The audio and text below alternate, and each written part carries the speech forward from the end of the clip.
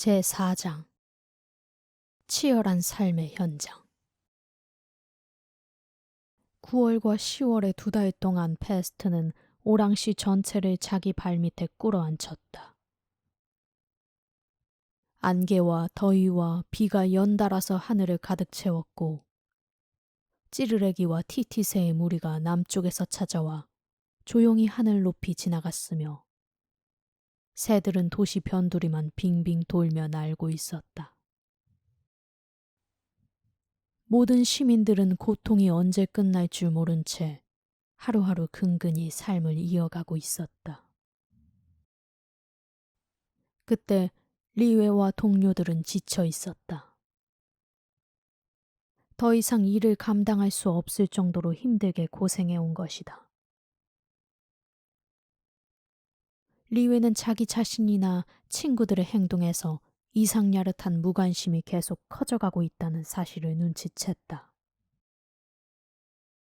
패스트에 관해서라면 무엇을 막론하고 적극적인 관심을 기울이던 동료들이 이제는 거들떠보지도 않게 된 것이다.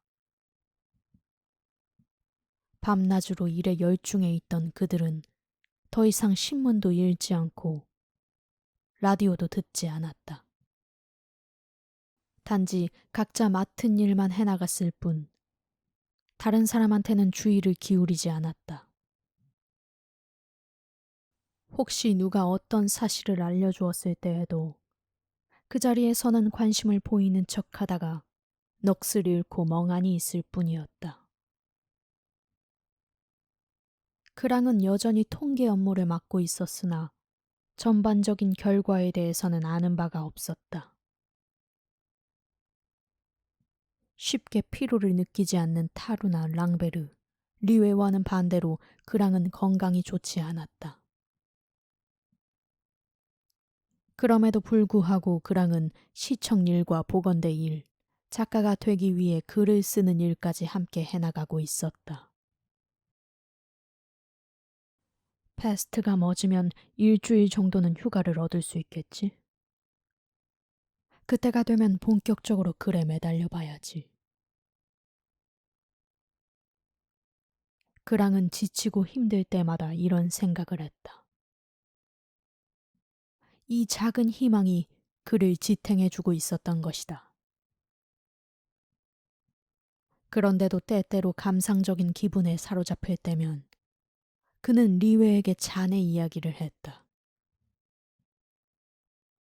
그 여자가 어디서 무엇을 하고 있을지, 혹시 신문을 보며 자기 생각을 하고 있지는 않을지 상상해보곤 했던 것이다. 어느 날 이제까지 아내에 대한 이야기를 좀처럼 하지 않던 리웨가 그랑의 이야기를 들으며 자연스럽게 아내의 이야기를 털어놓기 시작했다. 저도 아내가 걱정됩니다. 항상 좋아지고 있다는 정보를 보내오는데 어느 정도인지 알 수가 있어야죠. 그래서 며칠 전에는 요양원 주임 앞으로 전보를 쳤습니다. 어제 답장이 왔는데 아내의 병세가 나빠졌다는 것입니다. 더 이상 나빠지는 것을 막기 위해 최선을 다하겠다는 다짐과 함께요. 걱정이 많겠군요. 예. 아무에게도 이런 이야기를 한 적이 없는데 어쩌다가 그랑 씨에게 털어놓게 되었군요. 자네 이야기를 하고 난 뒤에 내가 아내분의 병세가 어떠냐고 물었잖아요. 그러니까 대답을 하신 거죠. 그나저나 요즘은 그런 병은 치료하기 쉽다고 하더군요. 맞습니다. 다만 아내와 너무 오래 떨어져 생활하니까 아내가 어려울 때 아무런 도움도 줄 수 없고 또 무척 외로울 텐데 곁에 있어주지 못해 마음 아플 뿐이지요. 리웨가 어두운 표정을 지으며 입을 다물었다. 네 사람 중 가장 잘 지내는 사람은 타루 같았다. 그는 전과 다름없이 보고 듣고 느낀 내용을 수첩에 적어 나갔지만 관심의 정도가 달라졌다. 호텔이 예방 격리소로 바뀐 이후 그는 어쩔 수 없이 리웨의 집에 머물고 있었는데 저녁 무렵 리웨가 여러 가지 결과를 이야기할 때는 거의 듣는 둥 마는 둥 했다. 그는 요즘 부쩍 관심을 갖고 있는 시민 생활의 사소한 일을 화제 삼곤 했다. 며칠 뒤 카스텔이 리웨를 찾아왔다. 새로운 백신이 준비되었네. 늙은 의사는 피곤에 지친 몸을 안락의자에 내던지며 말했다. 정말 잘 되었군요. 오통판사의 어린 아들에게 그 백신을 실험해 보도록 해야겠어요. 아이는 현재 증상이 절망적. 리웨는 통계 자료를 들고 와서 설명했다. 그런데 카스텔은 어느새 잠이 들고 말았다. 리웨는 존경하는 선배 의사가 해벌어진 입으로 침을 흘리며 자고 있는 모습을 지켜보았다. 왠지 안타깝고 서글픈 느낌이 들었다. 나도 마음이 많이 약해진 모양이로군. 리웨는 보통 때 딱딱하고 메마른 채로 굳어있던 감정이 때때로 매듭을 끊고 풀어져서 걷잡을 수 없이 감상적으로 변하기도 했다. 마음을 잡아야 해. 리웨는 스스로 다짐했다. 하지만 강철 같은 의지로 환자들을 돌보고 있는 그도 서서히 지쳐가고 있었다. 그럴 때마다 리웨는 다시 한번 마음의 끈을 단단히 조이려 애썼다. 그렇게 하는 것만이 가장 좋은 방법이기 때문이었다. 그는 자신이 하는 일이 치료가 아니라는 것을 잘 알고 있었다. 그가 하는 일이라고는 고작 진단뿐이었다. 즉 패스트를 발견하고 조사하고 선고를 내리는 것이 바로 그의 임무였던 것이다. 제발 우리 아이를 살려주세요. 예? 환자 가족들이 리웨의 바짓가랑이를 움켜쥐고 울부짖으며 부탁했다. 그러나 리웨는 환자의 목숨을 구하기 위해 그곳에 있는 것이 아니라 환자를 그 가족과 떼어놓기 위해 있는 셈이었다. 그럴 때마다 사람들은 증오심에 가득 찬 얼굴로 리웨를 바라봤다.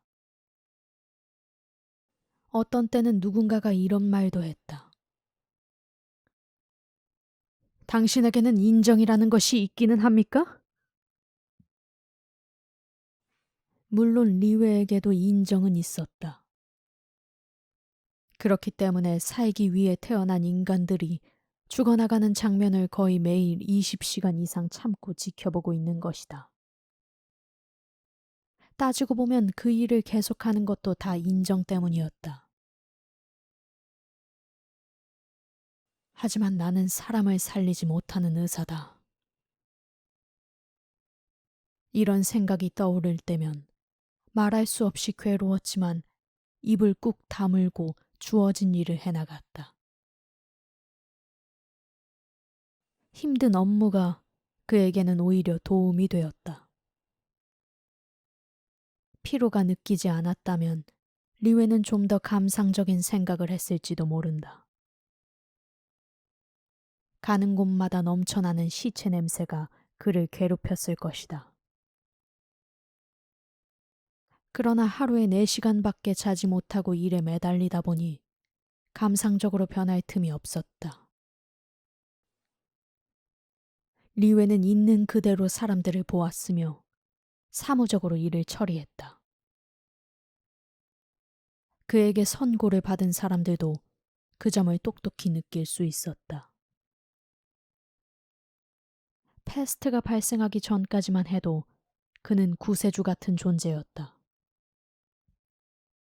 알약 몇 개와 주사기 하나면 모든 것이 다 해결되었다. 고맙습니다. 고맙습니다, 선생님. 사람들은 그의 팔을 붙들고 복도까지 따라 나오곤 했다. 하지만 이제는 군인들을 데리고 가서 개머리판으로 현관문을 두드려 대야만 겨우 문을 열어줄 뿐이다.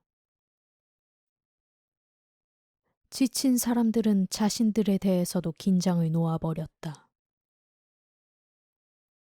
그들은 스스로 마련해 놓은 위생 규칙을 소홀히 하고 소독을 해야 한다는 지시사항도 잊어버렸다. 어떤 때는 아무런 예방 조치도 없이 패스트에 걸린 환자 곁에 가까이 갈 정도였다. 이런 행동이야말로 정말 위험한 일이었다. 그렇게 된다면 패스트와 싸움을 하려다 오히려 패스트에 걸리도록 도와주는 결과를 만드는 셈이었다. 그래도 피곤에 지친 사람들은 요행을 기대하며 무신경하게 지냈다.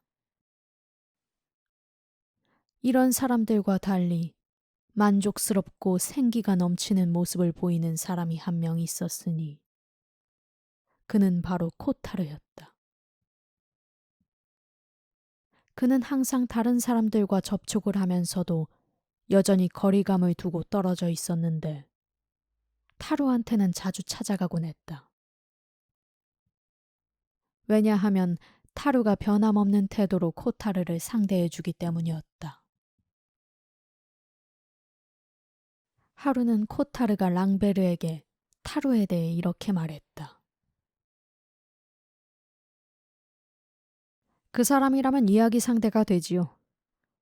이쪽에서 말하는 것은 무엇이든 이해해 준답니다. 타루는 코타르에게 관심을 기울였다. 코타르가 자기에게 고백한 이야기를 수첩에 기록해 놓고 코타르와 패스트의 관계라는 표를 만들기도 했다. 그는 성장의 길을 걷고 있는 인물이다. 이것이 코타르에 대한 타루의 의견이었다. 혼자 갇혀 있는 것보다 모든 사람들과 함께 갇혀 있는 것이 더 좋은 법이다. 패스트가 사라지지 않는 한 비밀 조사도 서류도 카드도 코앞에 닥친 체포도 전혀 문제가 되지 않는다. 코타르에게는 패스트가 좋은 친구인 셈이었다. 저녁 무렵이면 타루는 코타르와 함께 외출을 하곤 했다. 물가는 손을 댈 수도 없을 만큼 치솟고 있었다. 미래에 대한 불안 때문에 사람들은 돈을 펑펑 낭비했다. 사치품도 날개 돋친 듯 팔려나갔다. 할 일이 없어진 사람들은 향락에 몸을 맡겼다. 전에는 숨어서 미래를 즐기던 사람들도 이제는 공공연하게 팔짱을 낀 채 거리를 다녔다. 모두가 즐거워 보이는군요. 코타르는 감동을 받은 듯 외쳤다. 오랑 시민들은 자신을 따뜻하게 대해주는 그 무엇에 대한 욕구를 절실히 느끼면서도 동시에 서로 접근하지 않으려는 경계심 때문에 쉽게 마음을 열지 못하고 있었다. 이웃도 믿을 처지가 못 된다는 것과 자기도 모르는 사이에 패스트에 걸릴지도 모른다는 염려. 잠깐 방심한 사이에 패스트균에 전염될 수도 있다는 사실을 너무나도 잘 알고 있기 때문이었다. 사귀는 모든 사람들이 혹시 밀고자일지도 모른다고 생각하며 지내던 코타르 같은 사람들은 그 감정을 잘 이해할 수 있었다. 오늘 아니면 내일이라도 패스트가 자기 몸에 손을 뻗쳐 올지도 모르고 아직 건강하다고 안심하고 있는 바로 이 순간에도 위험이 다가올지도 모른다고 생각하며 살아온 사람들의 심정을 충분히 이해하고도 남았다. 코타르 역시 자신의 자유와 생명이 날마다 파괴 직전에 있다는 것을 절실히 느끼고 있었다. 보건대 일을 맡고 있으면서도 랑베르는 자유인처럼 행동했다. 그리고 곤잘레스를 통해 꾸준히 탈출 계획을 세우고 있었다. 9월 초순 어느 날, 랑베르는 마르셀과 루이를 만나기 위해 보건대에 휴가를 신청했다. 만나기로 한 장소에 마르셀과 루이가 얼굴 가득 웃음을 띠고 나타났다. 랑베르 씨, 저희 집으로 가시죠. 한 청년이 말했다. 그러자 랑베르는 그들을 따라 부두 쪽으로 내려갔다. 그들은 마린가 맨 끝 해안도로에 접힌 시 경계선 부근에 살고 있었다. 집은 벽이 두터운 스페인식으로 지어졌는데 창에는 페인트 칠을 한 덧문이 달려 있었으며 아무 장식도 없는 실내는 어두컴컴했다. 청년들의 어머니가 주름살 투성이 얼굴에 미소를 가득 지으며 쌀밥을 내왔다. 오, 이런 쌀밥을 먹게 되다니. 시내에선 쌀이 동난 지 오래되었어요. 구하고 싶어도 구할 수가 없는데 이곳에서 쌀밥을 먹게 되는군요. 랑베르가 놀라움을 감추지 못하며 말했다. 많지는 않지만 이곳에서는 구하려고 들면 구할 수가 있어요. 마르셀이 말했다. 랑베르는 천천히 밥을 먹으며 앞으로 다가올 일을 생각하고 있었다. 2주일 기다리면 그는 탈출할 수 있을 것이다. 경비원 수가 줄어드는 바람에 일주일씩 교대 근무를 하던 경비원들이 근무 시간을 2주일로 늘리게 된 것이다. 시내로 돌아온 랑베르는 남은 2주일 동안 아침부터 저녁까지 쉴 새 없이 일했다. 그는 밤이 늦어서야 잠자리에 들었으며 너무나 지친 나머지 꿈도 꾸지 않고 골아떨어졌다. 그는 거의 말을 하지 않고 지냈으며 자신의 탈출에 대해서도 입을 꽉 다물었다. 그러던 어느 날이었다. 술집에 들렀다가 나오는데 갑자기 사타구니 부분이 부풀어 오르고 겨드랑이 부분이 뻣뻣해져 팔을 움직이기 어려웠다. 패스트다. 랑베르는 직감적으로 느꼈다. 머리가 혼란스러웠다. 랑베르는 언덕 위에 있는 광장으로 뛰어 올라갔다. 시내에서 가장 높은 그곳에서는 바다가 보이지 않았지만 하늘이 넓게 열려 있었다. 여보. 랑베르는 그곳에 털썩 주저앉아 아내의 이름을 목 놓아 불렀다. 그런데 집으로 돌아와 보니 증세가 깨끗이 사라져버렸다. 피로에 지친 나머지 어처구니 없는 생각을 했던 것이다. 랑베르는 이 일을 리웨에게 이야기한 뒤 무척이나 부끄러웠다고 했다.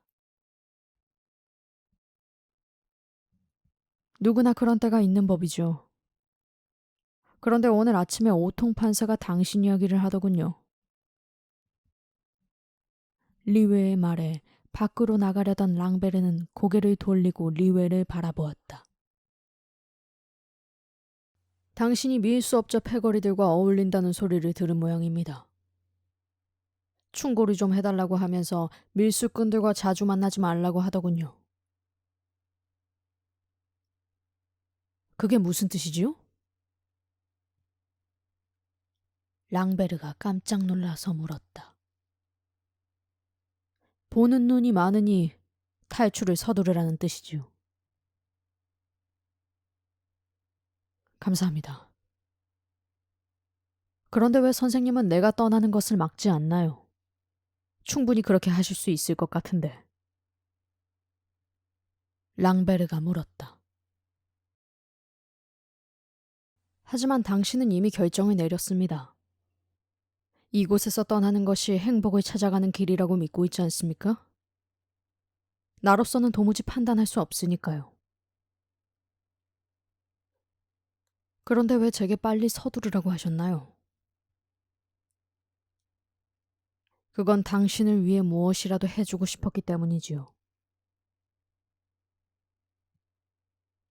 다음 날, 랑베르는 마르셀의 집으로 거처를 옮겼다. 거실에는 그가 사용할 침대가 마련되어 있었다. 청년들은 거의 집에 들르지 않았다. 그들은 랑베르에게 가능하면 외출을 삼가하라고 말했다. 랑베르는 혼자 거실에서 시간을 보내며 가끔 청년들의 어머니와 이야기를 나누었다.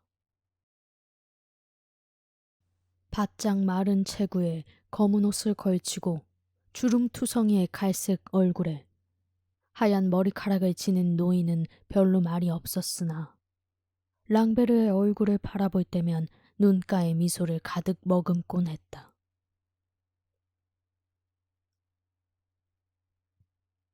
부인은 어디에 살고 있나요? 노파가 물었다. 파리에 있습니다. 그곳까지 패스트가 퍼질까봐 걱정되지 않나요? 랑베르는 그럴 위험성이 전혀 없는 것은 아니지만 어쨌든 그런 경우는 매우 드물 것이라고 말했다. 그리고 만약 이 도시에 계속 머물러 있으면 아내와 영영 만나지 못하게 될 것 같다고 말했다. 부인을 무척 사랑하시나 보군요. 노파가 빙그레 웃으며 물었다. 예, 사랑합니다. 아름답겠죠? 예, 그런 것 같습니다. 아, 그래서 그러시나 보군요. 랑베르는 깊은 생각에 잠겼다. 물론 노파의 말대로 그런 이유도 있겠지만 꼭 그것 때문만은 아니라고 생각했다. 신을 믿지 않으세요? 하루도 빠짐없이 아침 미사에 다니던 노파가 물었다. 예, 저는 무신론자입니다. 당신은 역시 부인 곁으로 가긴 가셔야 되겠습니다. 잘 생각하신 겁니다. 그것 말고 달리 당신에게 도움이 되는 일이 무엇이 있겠어요? 노파의 말에 랑베르는 다시 깊은 생각에 잠겼다. 수요일 밤에 마르셀이 집으로 돌아오더니 이렇게 말했다. 내일 밤 12시로 결정했으니까 준비해두세요. 같이 보초를 서던 사람이 패스트에 걸렸어요. 그 사람과 같은 방을 쓰던 사람은 격리가 되었고요.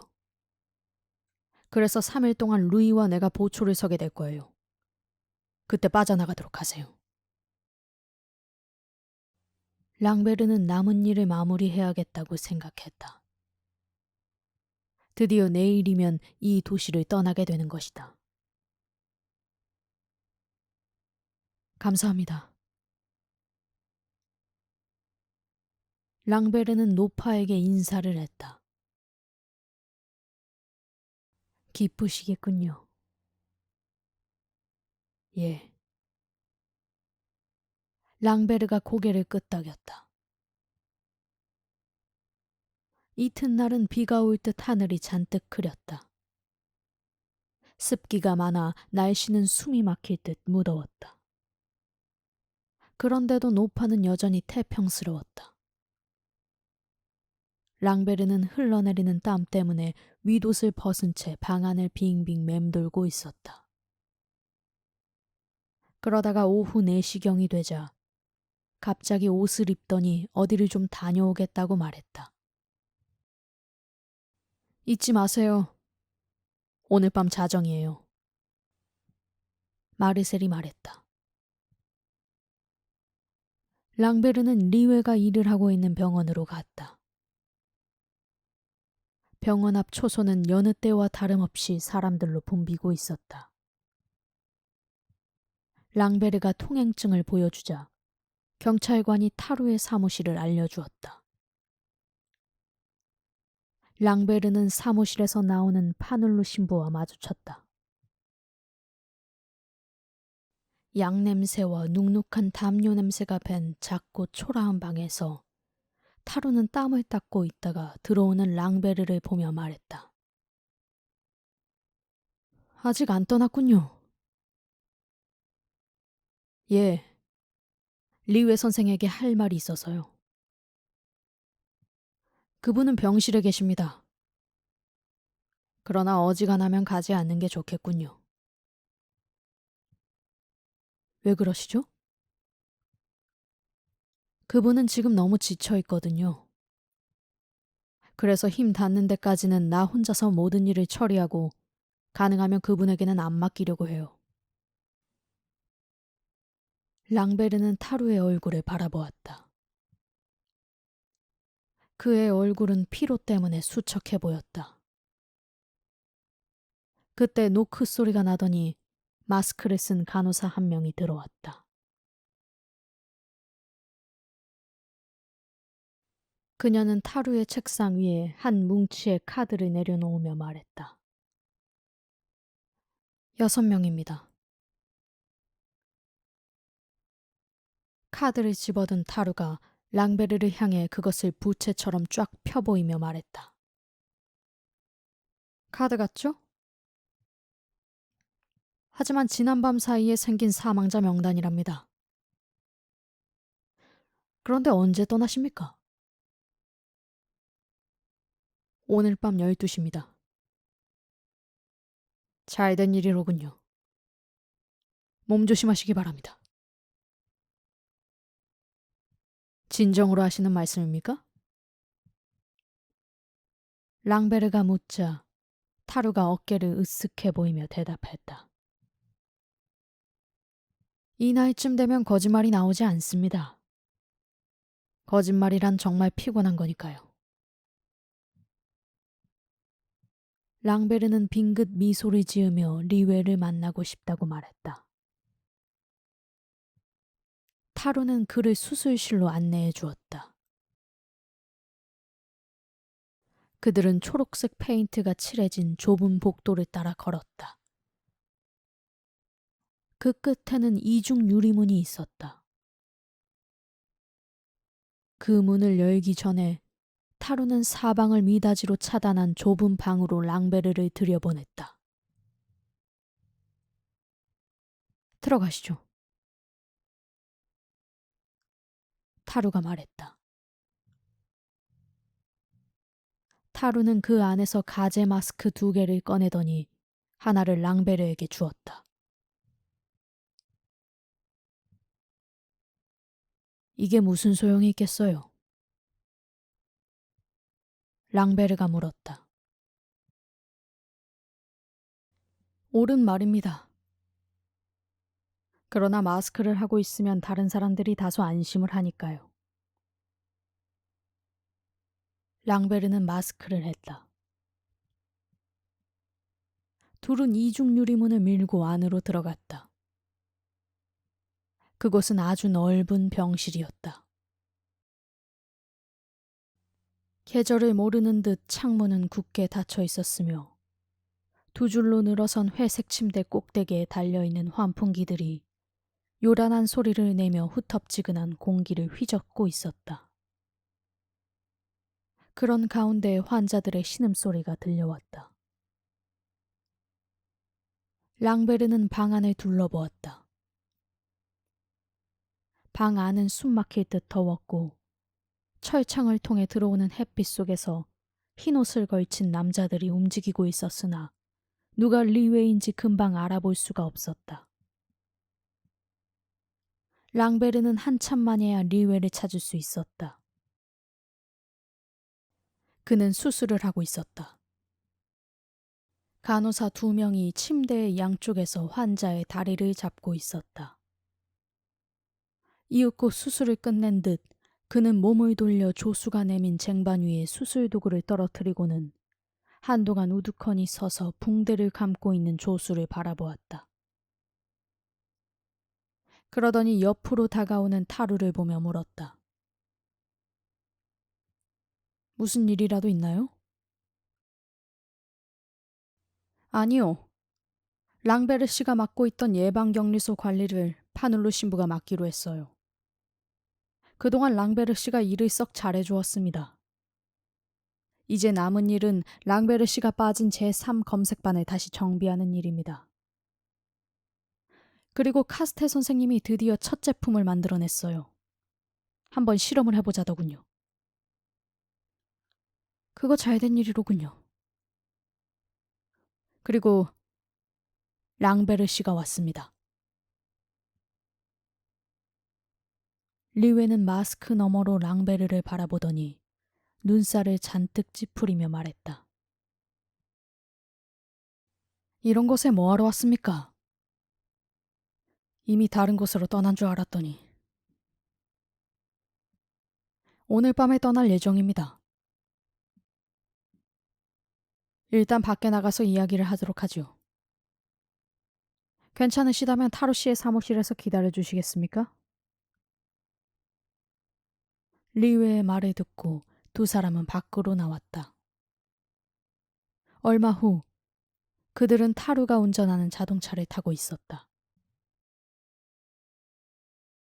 휘발유가 동이 났어요. 내일부터는 걸어 다녀야 해요. 시동을 걸며 타루가 말했다. 그때 중대 발표를 하듯 랑베르가 입을 열었다. 저는 떠나지 않겠습니다. 여러분과 함께 이곳에 남아있도록 하겠습니다. 타루는 그 말을 듣고도 눈 하나 깜짝하지 않고 계속 운전만 했다. 지친 리웨도 그 말을 듣고도 한동안 아무 말도 하지 않았다. 그 역시 입을 뗄 수 없을 정도로 힘이 들었던 것이다.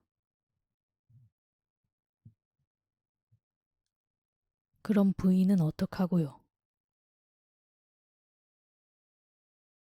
잠시 뒤 기어들어가는 목소리로 리웨가 겨우 입을 열었다.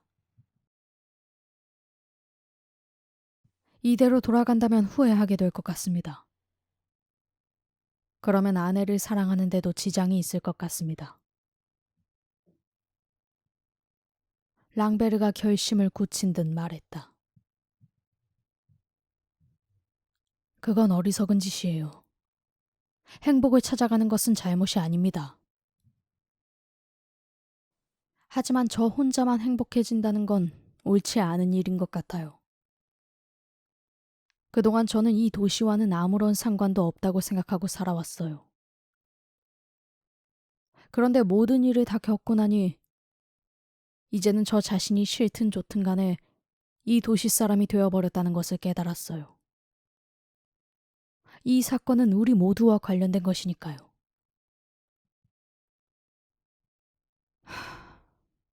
모르겠습니다. 사랑하는 것으로부터 몸을 돌릴 만큼 가치 있는 일이 이 세상에 있을까요? 그런데도 저 역시 그것으로부터 몸을 돌리고 있군요.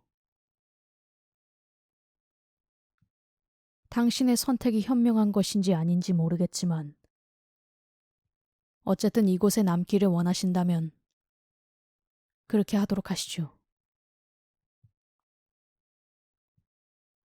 리웨가 말했다. 이렇게 해서 탈출을 포기한 랑베르는 자정이 다 되어가는 시간에 새로운 일을 떠맡게 되었다. 10월 하순이 되자 리웨는 카스텔이 만든 백신을 실험해보기로 했다. 마음속을 드러내지는 않았지만 리웨는 그 백신에 큰 기대를 걸고 있었다. 그것마저 수포로 돌아간다면 이 도시는 한동안 더 패스트의 변덕에 시달려야 한다는 생각을 하고 있었다. 리웨는 첫 번째 실험 환자로 오통 판사의 아들을 선택했다. 규정을 잘 지키는 판사는 아들이 패스트 증세를 보이자 즉시 리웨에게 연락을 해왔다. 리웨가 급하게 판사의 집으로 달려가니 아이는 기진맥진한 채 침대에 누워 있었다. 리웨는 조심스럽게 진찰을 했다. 패스트인가요? 판사가 침착한 목소리로 물었다. 예. 리웨가 판사 쪽으로 고개를 돌리며 대답했다. 그럼 규정대로 격리를 시켜야겠군요. 판사가 가라앉은 목소리로 말했다. 그건 곧 할 수 있습니다. 전화만 걸게 해주시면요.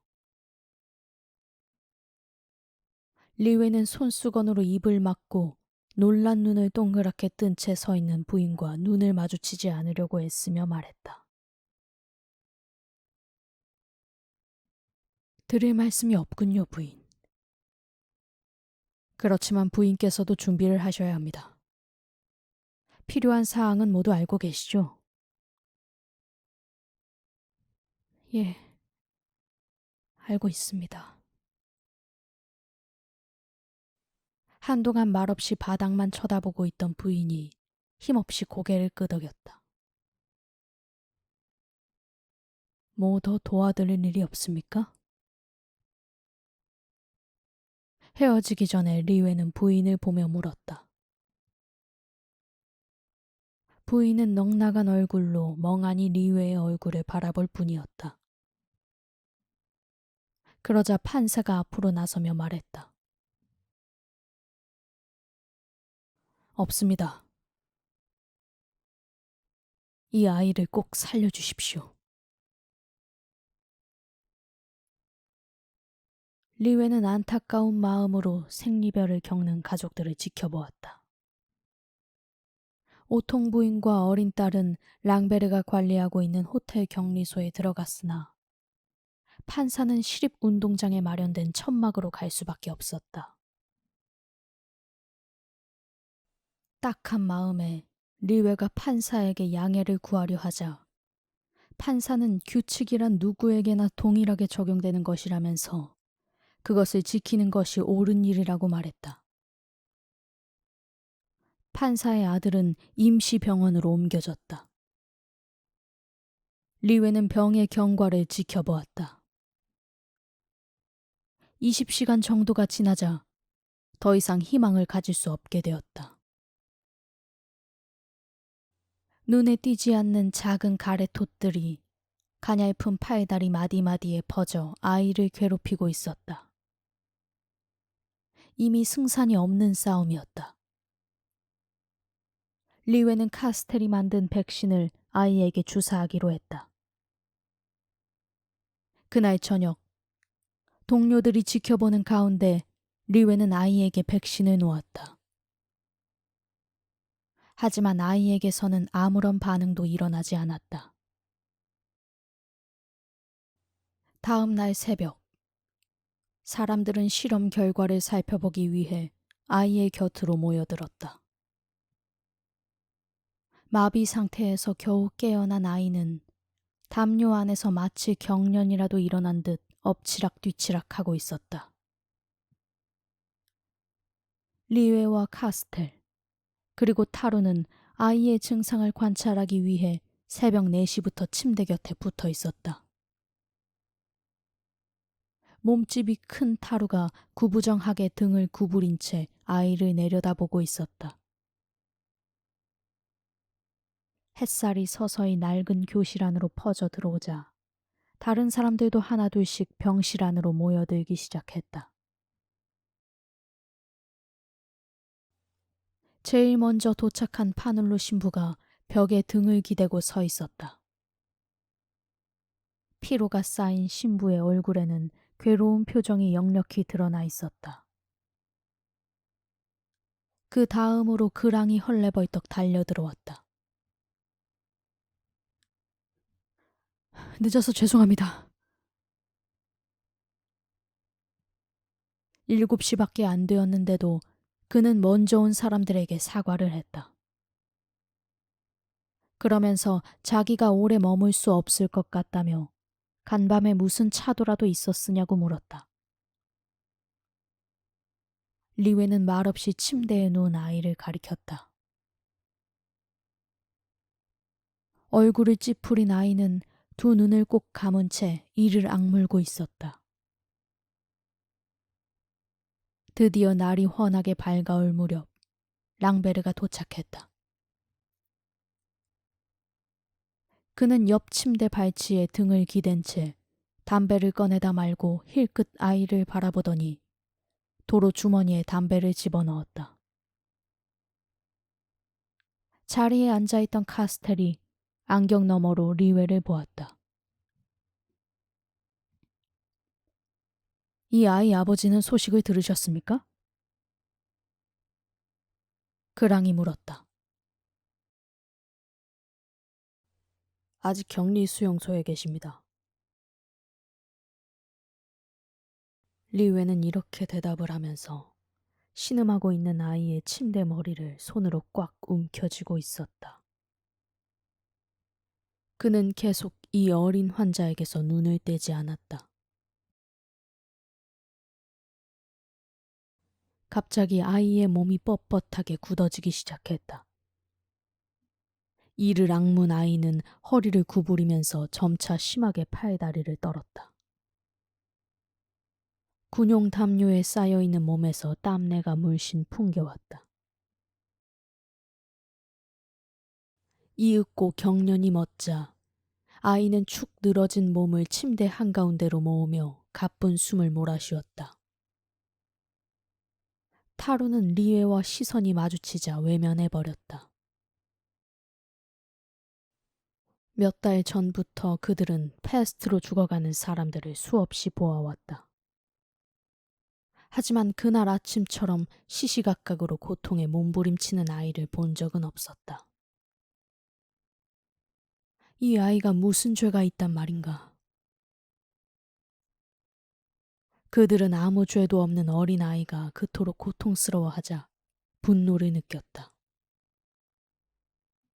그때 아이가 신음소리를 내뱉으며 몸을 움츠리더니 부들부들 떨기 시작했다.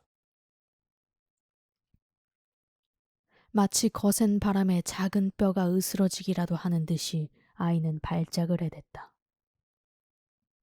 그러다가 어느 순간 발작이 멈추더니 경직된 몸이 풀리고 열이 내렸다. 좋아지는 걸까요? 타루가 물었다. 글쎄요. 이 아이의 경우는 훨씬 더 오래 병마와 씨름을 하는 것 같군요. 리웨가 말했다. 아이는 그로부터 서너 차례나 더 발작을 했다. 타오르는 듯한 신열이 아이를 몰아쳤다.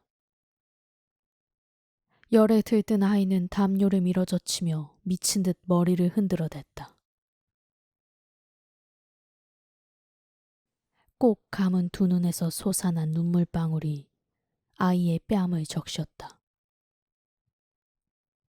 발작이 끝나자 아이는 완전히 뼈만 남은 모습으로 축 늘어졌다. 타루가 몸을 굽혀 눈물과 땀이 뒤범벅된 아이의 연약한 얼굴을 닦아주었다. 언제부터인지 카스텔도 책을 덮고 아이의 얼굴을 보고 있었다. 기왕 죽을 거라면 이 아이는 그 누구보다도 더 심한 고생을 한 셈이 되고 마는데.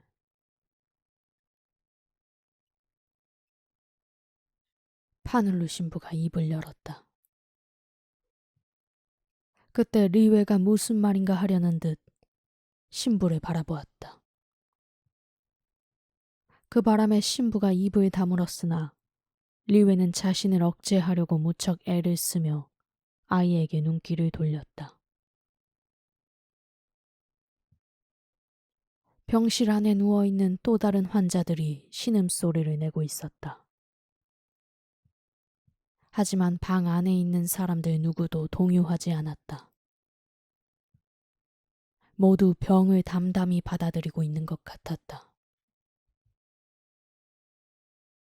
무기력한 상태에서 벗어나려는 사람처럼 리웨는 가끔 아이의 맥박을 쟀다. 가늘게 뛰는 맥박이 자신의 맥박과 한데 섞이는 것 같았다. 리웨는 온 힘을 다해 아이를 도와주고 싶었다. 그러나 그가 해줄 수 있는 일은 고작 아이의 손을 잡아주는 일뿐이었다. 다시 들리겠습니다. 그랑이 인사를 하고 나갔지만 아무도 그 소리를 듣지 못했다. 여전히 눈을 감고 있던 아이는 조금 진정이 된 것 같았다. 하지만 그런 상태는 오래가지 않았다. 새의 발톱처럼 변해버린 두 손으로 맥없이 침대의 양옆을 긁어대던 아이는 갑자기 다리를 비틀며 배 근처까지 끌어올리더니 그대로 멈춰버리고 말았다. 그러고는 어렵게 눈을 뜨더니 리웨를 쳐다보며 비명을 지르기 시작했다. 고통에 찬 아이의 비명은 사람들의 마음을 흔들어 놓았다. 리웨는 이를 악물었다. 타루는 차마 더 이상 볼 수가 없어서 고개를 돌렸으며 랑베르는 카스텔이 있는 옆 침대로 다가섰다. 카스텔은 무릎 위에 펴놓았던 책을 덮어버렸으며 파늘루 신부는 까맣게 타버린 입을 멍하니 바라보다 무릎을 꿇고 외쳤다. 신이시여, 이 어린 생명을 구해주소서. 하지만 아이는 여전히 비명을 질러댔고 주변의 환자들까지 덩달아 흥분하여 비명을 질러대기 시작했다. 그 소리는 밀물같이 방 안을 뒤덮어 파늘루 신부의 기도 소리를 삼켜버렸다.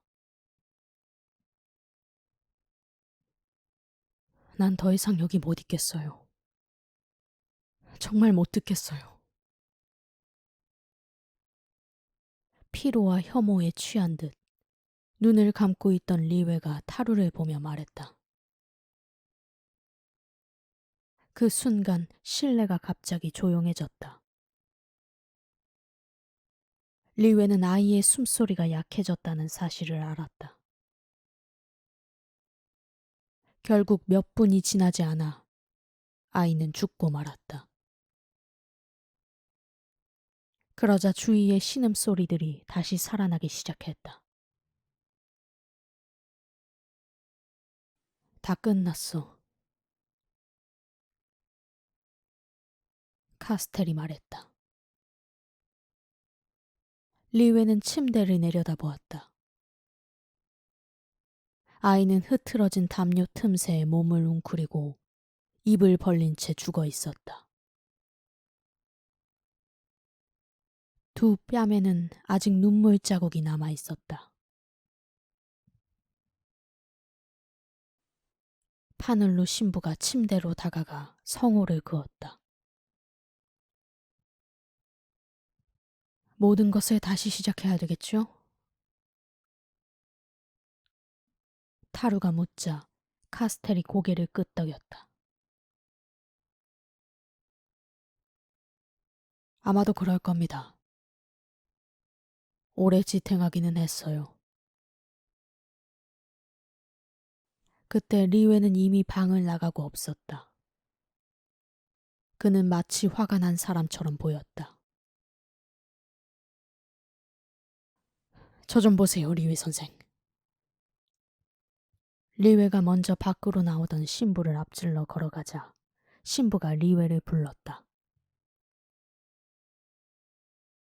적어도 저 에마는 죄가 없어요. 신부님도 아시잖아요.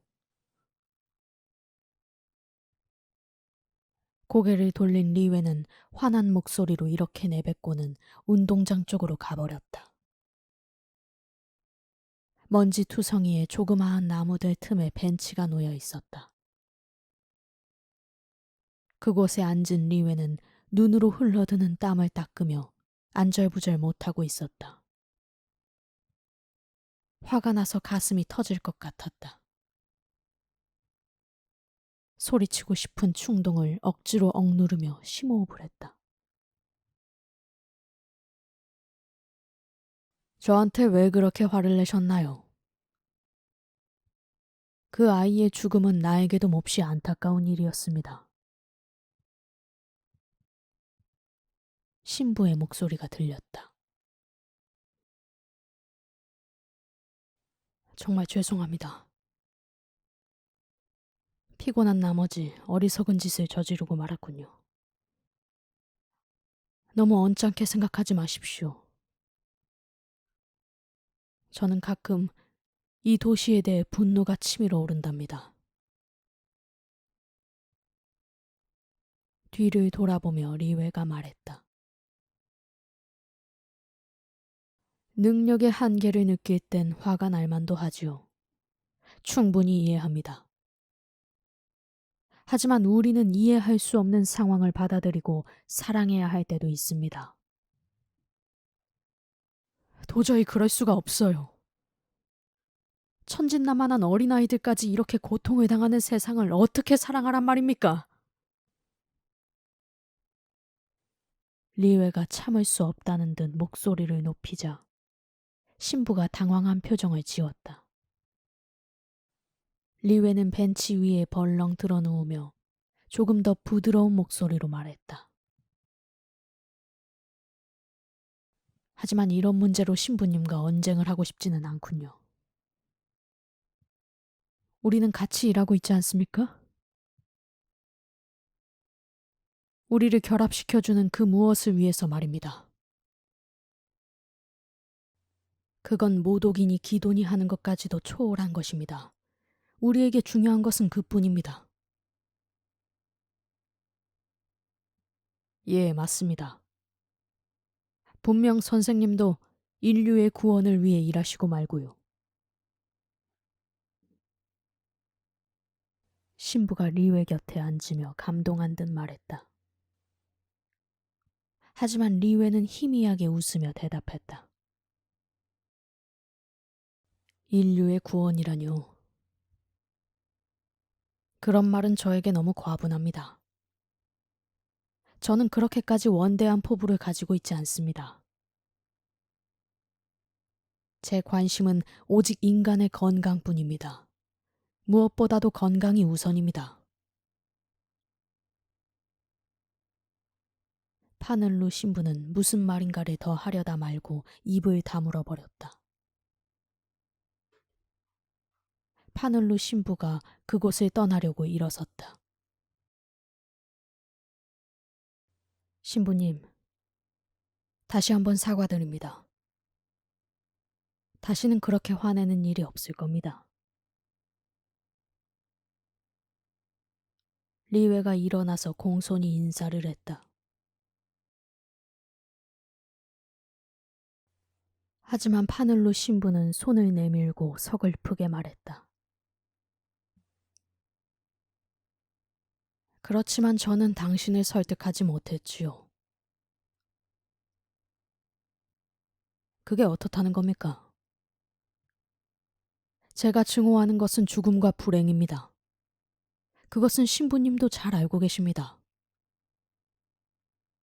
그리고 신부님이 원하시든 원치 않으시든 간에 우리는 다 같이 참으며 죽음과 불행에 대해 싸우고 있습니다.